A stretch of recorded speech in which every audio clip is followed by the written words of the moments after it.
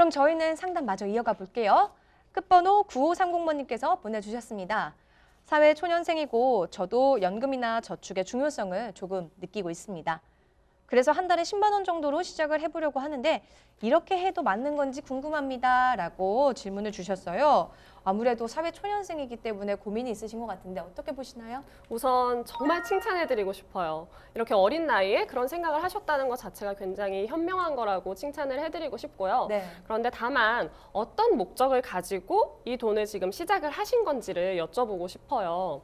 한 달에 10만 원이면 1년이면 120만 원이고 10년이면 1,200만 원이고 30년이면 3,600만 원이잖아요. 사실 굉장히 적은 금액이죠. 이제 물론 이자 수익이랑 복리, 비과세 이런 거를 다 떼고 그냥 이 돈만 생각을 했을 때의 기준인 건데요. 이렇게 금액을 들으시니까 어떠세요? 목적 자금을 마련하고 싶으시다면, 꿈이 있으시다면 이 금액으로는 어렵다는 거를 분명히 느끼고 계실 거예요. 그 꿈을 향해서, 목표를 향해서 구체적으로 적립을 시키는 게 분명히 중요하고요. 노후 자금이 대략 얼마나 필요하다고 생각하시나요, 보통?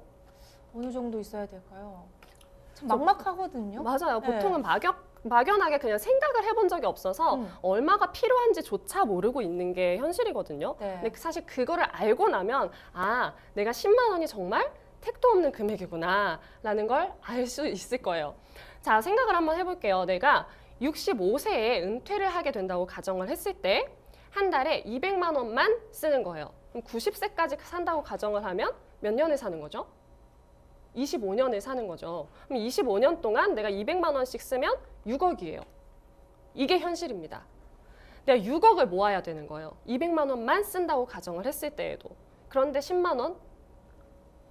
안 된다는 거죠. 네.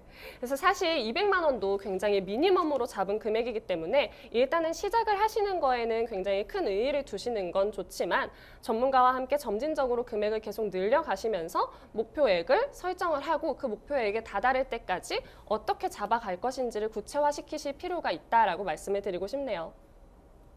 네. 만약에 10만 원을 꾸준히 계속해서 납입하실 수 있는 상황이라고 하시면 경제활동을 하시는 동안은 계속해서 납입을 하실 거잖아요.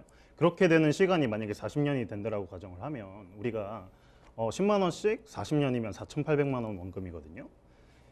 이게 지금의 공시이율 상황에서 2%로 돌아간다고 했을 때 7,400만 원의 결과물이 나오고요. 만약에 우리가 투자 상품을 통해서 한 5% 정도의 수익률만 추구할 수 있었다고 하더라도 1억 5,400만 원이 되거든요.